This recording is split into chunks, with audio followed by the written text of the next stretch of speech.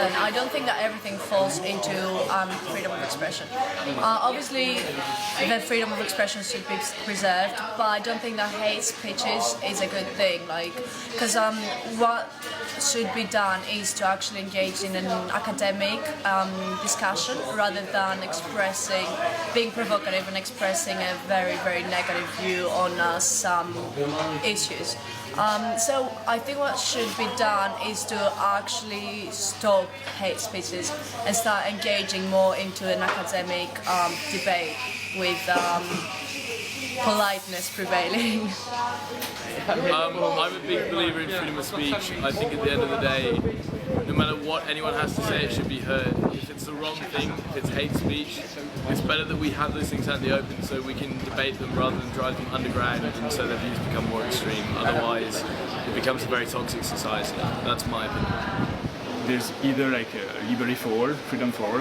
That's one part of that's one possible statement. But on the other hand, some people are more like thinking that there should be no freedom for the enemies of freedom. That's what Saint-Just, the French philosopher, at least says.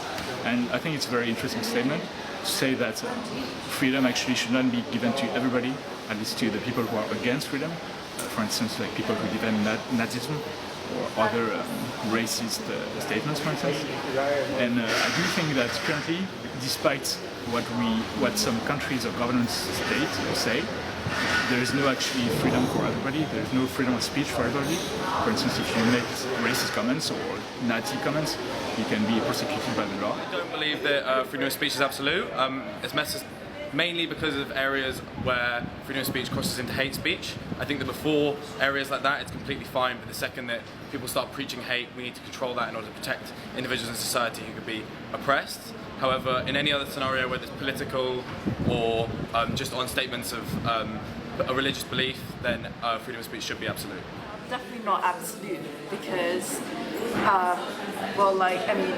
if that includes hate speech and stuff, as you said, it does. I've been I'm Asian. If I've studied in England for a while, and I've been the subject of racism and stuff. That's not alright. But I don't know. My views might also be attributed to the fact that I lived for a large period of my life in Singapore. So authoritarianism, state-controlled media, don't really have freedom of speech, that kind of thing. We should definitely have it to a large extent, to the level where it doesn't get in the way with our civil liberty, where it doesn't get in the way with our day-to-day life, where we don't feel it impedes on our day-to-day life, but not absolutely. So in terms of whether freedom of speech is absolute, I think it's really important to think about the cultural context and where freedom of speech is being expressed. As a Danish individual, freedom of speech is very emphasized in Danish culture and society, but it has also been criticized a lot by the outside world, particularly with the cartoon scandal a couple of years ago.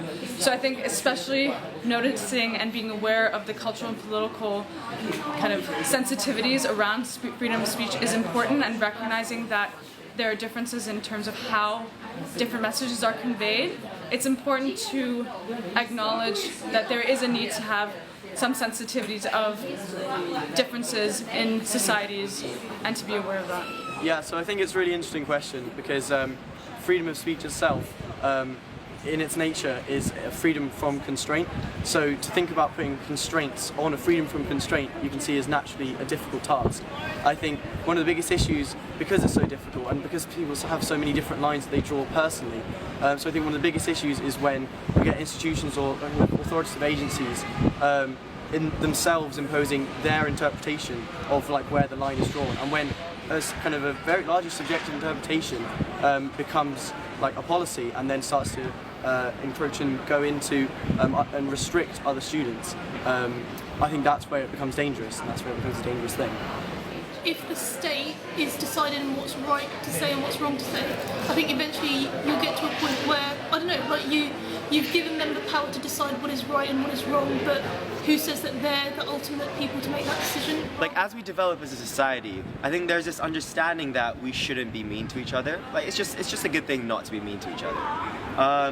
But I think at the same time, there's a lot of intellectual and emotional benefit to be had from facing conflict, like head on, and having an open and honest discussion about things, right?